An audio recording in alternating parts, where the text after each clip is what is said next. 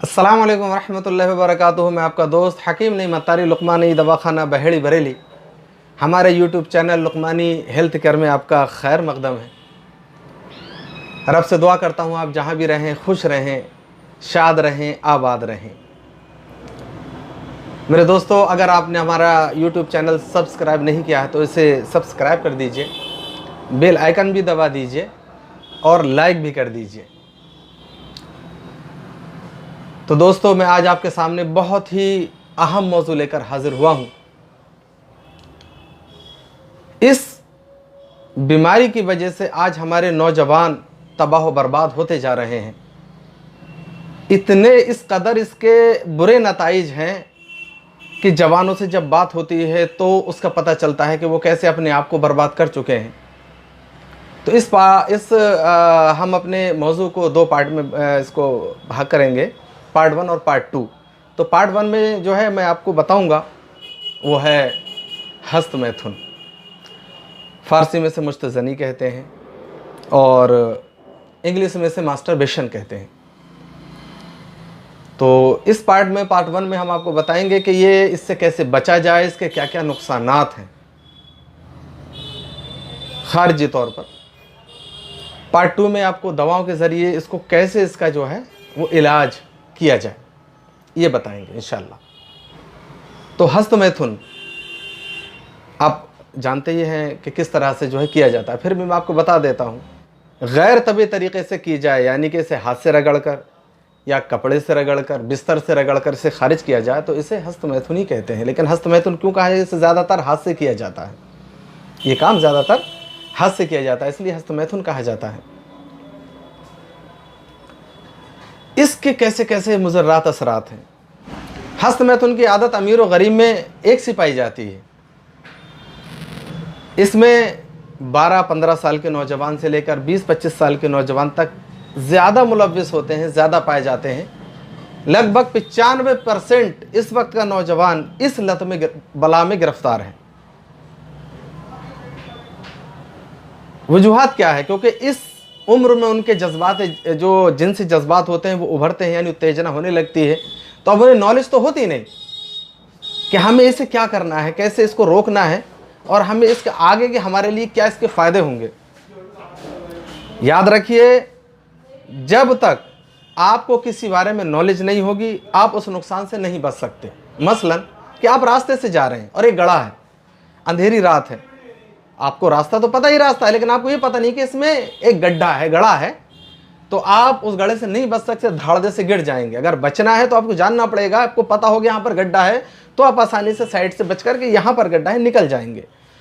तो अगर आप जानना चाहते हैं कि आप भी बचें, आपके दोस्त भी बचें, तो आप इस वीडियो को पूरा देखिए। और अगर आप कुछ पूछना चाहते हैं हमसे इसके बारे में तो हमें कमेंट्स कर सकते हैं, फ़ोन कर सकते हैं, कॉल कर सकते हैं। हस्त मैथुन का कोई मेयार नहीं होता, दस्ते खुद दहाने खुद, यानी अपना हाथ अपना मुँह। इसका मतलब ये है कि बाज़ मरीज़ों ने यह करार किया है कि हमने दिन में 2-2 मरतबा, 5-5 मरतबा हस्त मैथुन किया है और इस वीर्य को निकाला है।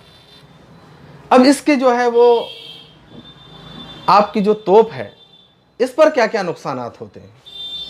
जड़ कमज़ोर हो जाती है, पट्टे कमज़ोर हो जाते हैं और सामने जो ये हशफा है इसके अंदर बारीक बारीक जाल हैं रगों के, वो सख्त रगड़ की वजह से ये बेकार हो जाते हैं, जिसकी वजह से यहाँ ब्लड पूरा नहीं पहुँच पाता।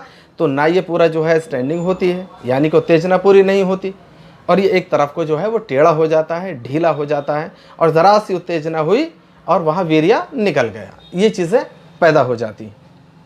और क्या क्या मरज़ पैदा होते हैं, ऐसा कौन सा मरज़ है बॉडी के अंदर हमारे जो इससे पैदा नहीं होता? आइए मैं आपको बताऊं।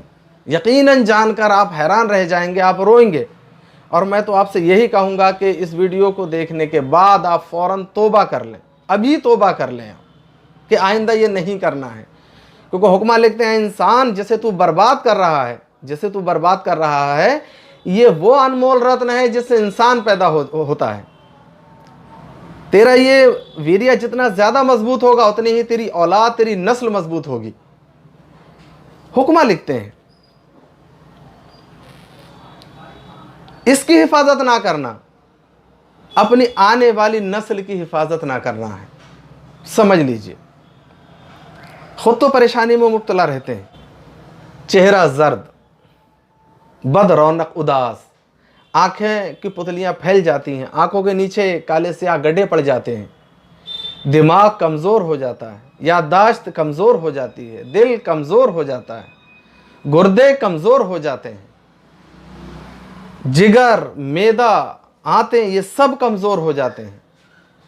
जब आपकी पाचन क्रिया ही कमज़ोर हो गई तो आप जो खा रहे हैं, जो भी कुछ खा रहे हैं, इसका जो कैलूस निकला यानी इसका जूस, उससे जो ब्लड बना, तो ब्लड बनेगा ही नहीं, क्योंकि वो कमज़ोर है, उसको सही तरीके से पचा ही नहीं रहा। तो अब कहाँ से ये गोश्त बनेगा, अब ये कहाँ से ताकत पैदा होगी, क्योंकि ताकत तो हमें इस खाने से ही आती है। तमाम जो प्रोटीन, आयरन, फाइबर जो कुछ भी हमें मिलता है खाने से ही मिलते हैं, वगैरह वगैरह। जरियाने मनी, जरियाने मजी, जरियाने वदी, नाइट फॉल, शीघ्र पतन और नामर्दी जैसी बीमारी होने लगती है।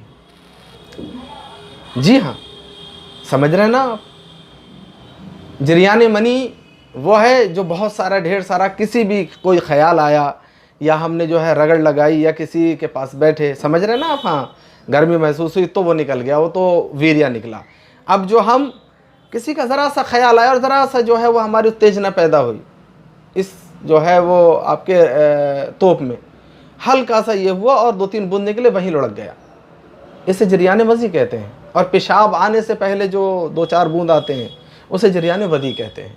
कमर में दर्द रहने लगता है, पीठ में दर्द, इनमें यहाँ पर ये सब बैक साइड में सब में दर्द रहने लगता है, पिंडलियों में ऐंठन, रीढ़ की हड्डी में चूंटियाँ सी जो है वो रेंगने लगती हैं, बदन में सुस्ती, काहिली, कामकाज को जी नहीं करता, पढ़ने में जी नहीं लगता। तो ऐ नौजवान, जब तेरा पढ़ने में जी नहीं लगता, तेरा काम करने में जी नहीं लगता, तो ये बता तू कैसे अपनी जो है वो कैरियर बना पाएगा, ये बता कैसे बना पाएगा, तू सोच तो ज़रा। सिर्फ इस बुरी आदत की वजह से, इस बुरी लत की वजह से तबीयत उचाट, मिजाज में चिड़चिड़ापन, रंजो गम, परेशान, हैरान, इस तरह से जो है वो मरीज़ रहने लगता है। नींद नहीं आती, ख्यालात परेशान रहते हैं, मरीज़ सो जाए तो चौंकट जो है उठता है, और फिर रात में कई मरतबा उसको बाज़ को तो इस कदर हिस्स बढ़ जाती है कि उनकी यानी उत्तेजना बढ़ जाती है कि उनको एक रात में 2-2, 3-3 मरतबा नाइट फॉल होता है। बाज़ औक़ात मरीज़ ख़ुदकुशी पर आमादा हो जाता है, बाज़ औक़ात मरीज़, हाँ देखे तो इस प्यारी सी ज़िंदगी को ख़ुदकुशी करने पे तैयार हो जाता है। और अगर मुनासिब इलाज ना किया जाए तो मरीज़ फालिज, सुरा यानी कि मिर्गी, या जुनून यानी कि पागलपन में मुब्तला होकर राही मुल्क अदम हो जाता है। तो ये तो इसके बहुत सारे नुकसान, और भी बहुत सारे, चूँकि एक वीडियो में जो है वो बताना ये मुहाल है, तो नुकसान तो इसके बहुत सारे हैं। तो मैं आज आपसे यही कहूँगा कि आप फ़ौरन इससे तौबा कर लें, कान पकड़कर तौबा कीजिए कि आज के बाद ये नहीं करना है। क्योंकि ये इसकी एक कहावत है कि जब बाढ़ ही खेत को खाए तो रखवाली कौन करे। बाड़ा समझते हैं ना, खेत के इर्द गिर्द जो हम लगाते हैं उसे बाड़ा कहते हैं। तो वही खेत को खाए तो उसकी हिफाजत आपको करनी है, कोई और नहीं करेगा।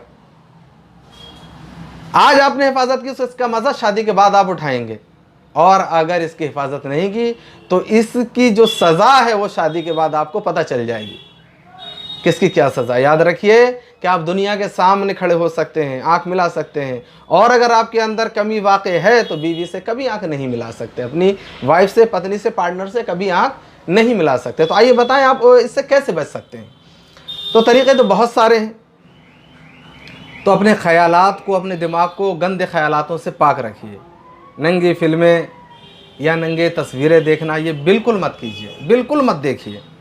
और एक बात और अर्ज़ कर दूं मैं आपसे, जब भी आपका ये बुरा काम करने का मन करे तो एक बार इस वीडियो को देख लीजिए, यकीनन आप उस बुरे काम से रुक जाएंगे।